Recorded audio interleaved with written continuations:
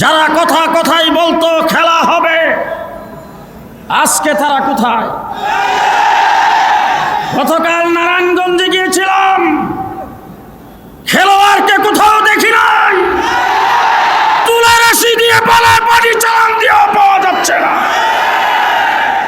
সংগ্রামী সাথী ও বন্ধুগণ, পিলখানার আর্মি অফিসারদের হত্যা করে দেশকে অকার্যকর রাষ্ট্রে পরিণত করতে চেয়েছে, দাবিদার রাষ্ট্রে পরিণত করতে চেয়েছে।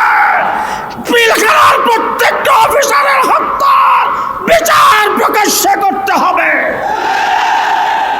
2013 সালে শাপলা চত্বরে তাজ্জুদরত জিকিররত আলেম ওলামায়ে কেরামের উপরে নির্বিচারে গুলি চালায় যে শেখ হাসিনার নির্দেশে হত্যা করা হয়েছিল, শেখ হাসিনাকে ধরে এনে প্রকাশ্যে ফাঁসির কাস্টে ঝুলাতে হবে।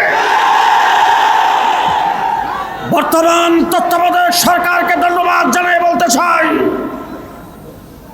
জনাব ডক্টর ইউনূস সাহেব, আপনি একজন গুণীজন, আপনি নোবেল পুরস্কার পেয়েছেন, আমরা আপনাকে দিয়ে গর্বিত। আপনাকে নিয়ে ষড়যন্ত্র কম করা হয় নাই, আপনাকেও ষড়যন্ত্রমূলক মামলা দিয়ে বিচারের আসনে খাড়া করা হয়েছে। সুতরাং সেগুলি আপনি নিশ্চয়ই বলে যান নাই।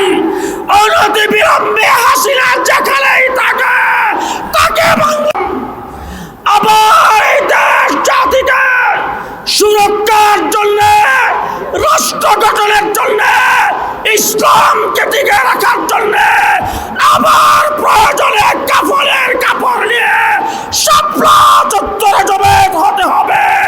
শাপলা চত্বরে জমায়েত হতে হবে। নাসরুম মিনাল্লাহ, ফাতহুন করিম, ওয়া বাশশিরিল মুমিনিন। আসসালামু আলাইকুম।